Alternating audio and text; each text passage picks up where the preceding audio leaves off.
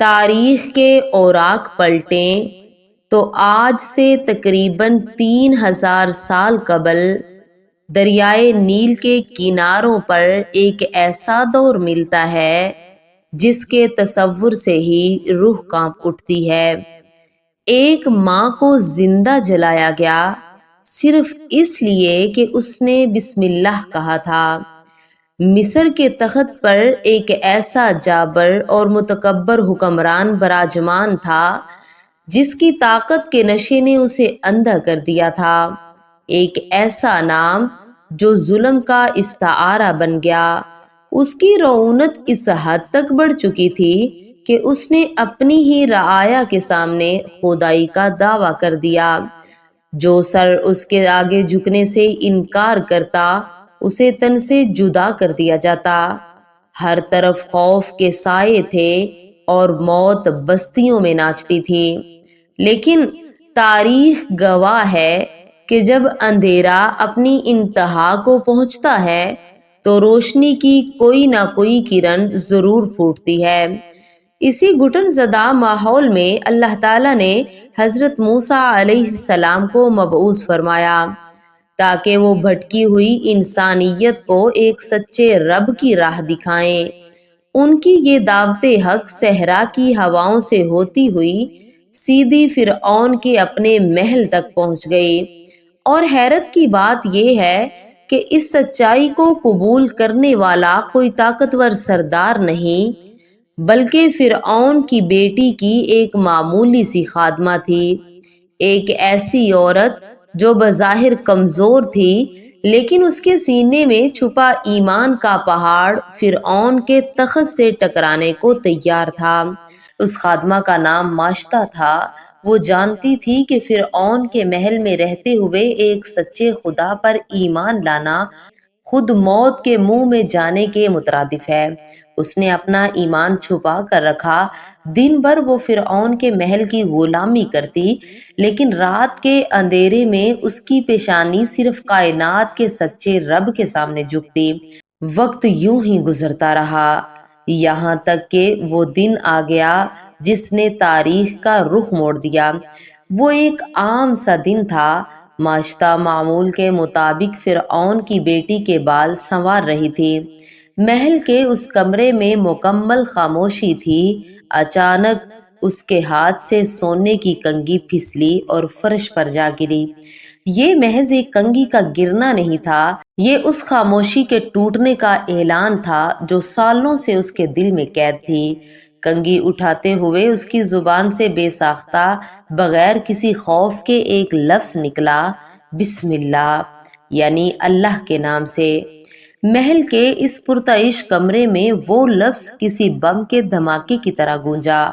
فرعون کی بیٹی نے چونک کر مڑ کر دیکھا اور حیرت و غصے سے پوچھا، کیا تو نے میرے باپ کے علاوہ کسی اور کا نام لیا؟ کیا تو کسی اور کو خدا مانتی ہے؟ یہ وہ لمحہ تھا جہاں ایک عام انسان خوف سے کانپ جاتا، جان کی بھیک مانگتا، لیکن ماشطہ، اس کے چہرے پر ایک عجیب سا سکون تھا۔ اس نے شہزادی کی آنکھوں میں آنکھیں ڈال کر کہا، ہاں، میرا، تیرا اور تیرے باپ کا اصل رب صرف اللہ ہے۔ یہ خبر آگ کی طرح محل کی دیواریں پھاندتی ہوئی فرعون کے دربار تک پہنچ گئی۔ فرعون جو خود کو خدا کہلاتا تھا یہ سن کر غضبناک ہو گیا۔ اس کی انا کو ایک معمولی سی خادمہ نے للکارا تھا۔ اس نے فوراً ماشطہ کو دربار میں طلب کر لیا۔ جب وہ عورت فرعون کے سامنے پیش ہوئی تو پورا دربار خاموش تھا۔ فرعون نے کڑکدار آواز میں پوچھا، بتا، کیا تو میرے سوا کسی اور کو اپنا رب مانتی ہے؟ تاریخ کے اس ہولناک ترین دربار میں جہاں بڑے بڑے سرداروں کی بولتی بند ہو جاتی تھی، ماشطہ پورے وقار سے کھڑی تھی۔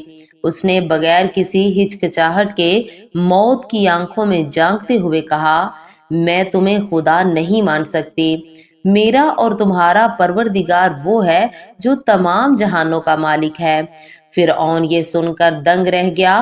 اس نے سوچا کہ اس عورت کو ایسی عبرتناک اور خوفناک سزا دی جائے کہ آئندہ کوئی اس کی خدائی کو چیلنج کرنے کا سوچ بھی نہ سکے۔ فرعون جانتا تھا کہ ایک ماں کی سب سے بڑی کمزوری اس کی اولاد ہوتی ہے۔ اس نے جلادوں کو حکم دیا کہ تانبے کی ایک بہت بڑی دیگ منگوائی جائے اور اس میں تیل کو اس حد تک ابالا جائے کہ وہ آگ کا روپ دھار لے۔ دربار کے بیچوں بیچ موت کا وہ بٹیارہ تیار ہونے لگا۔ تیل کے ابلنے کی آوازیں دربار میں گونجنے لگی اور پھر فرعون کے حکم پر ماشطہ کے جگر گوشوں کو، اس کے معصوم بچوں کو دربار میں لایا گیا۔ یہ منظر اتنا دل خراش تھا کہ آسمان بھی شاید کانپ اٹھا ہو۔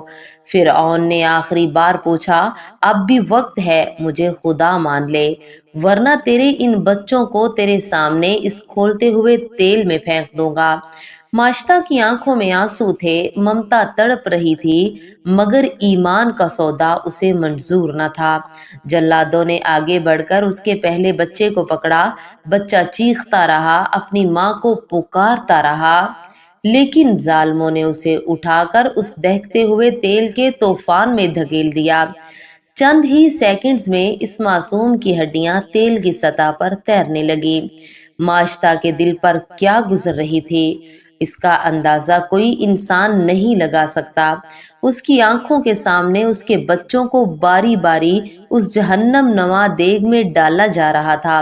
وہ رو رہی تھی، لیکن اس کی زبان پر حرف شکایت نہیں تھا۔ وہ فرعون کی طرف حقارت سے دیکھ رہی تھی، اور پھر وہ لمحہ آیا جس نے ممتا کا کڑا ترین امتحان لیا۔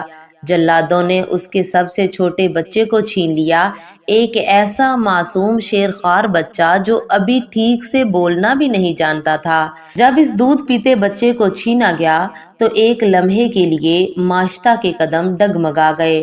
ممتا کا دکھ برداشت سے باہر ہونے لگا۔ وہ فرعون کی شرط ماننے ہی والی تھی کہ اللہ نے اپنی قدرت کا ایک عظیم معجزہ ظاہر کیا۔ وہ معصوم شیرخوار بچہ جسے ابھی دنیا کے الفاظ بھی نہیں آتے تھے، وہ اللہ کے حکم سے بول اٹھا۔ اس کی آواز پورے دربار میں گونجی، اے میری ماں، تو حق پر ہے، ڈر مت، صبر کر، بے شک دنیا کا یہ درد آخرت کے عذاب کے سامنے کچھ بھی نہیں۔ اس معجزے نے ماشطہ کے دل کو پتھر کی طرح مضبوط کر دیا۔ اس کے آخری بچے کو بھی اس ابلتے تیل کی بھینٹ چڑھا دیا گیا، اور وہ ماں صرف دیکھتی رہی۔ اس کے آنسو بہتے رہے، مگر ایمان نہ بہا۔ اب باری تھی اس عظیم ماں کی۔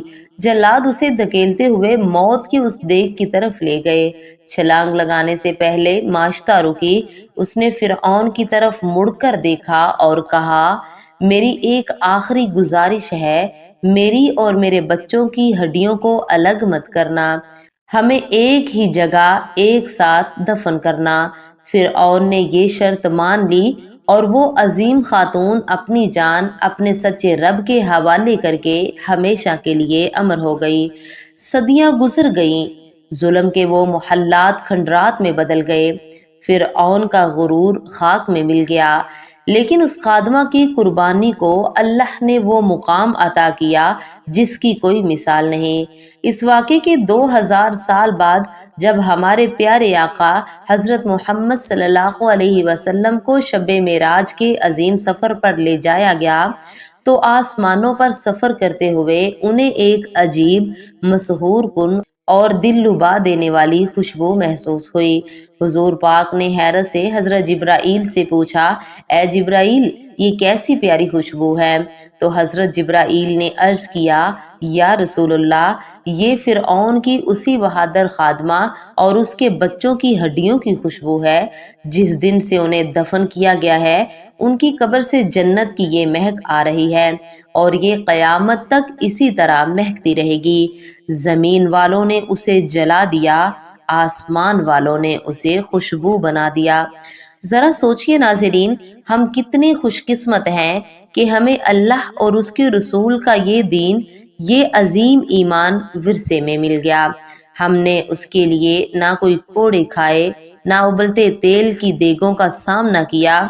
جن لوگوں نے اس ایمان کی قیمت چکائی، آج آسمان بھی ان پر رشک کرتا ہے۔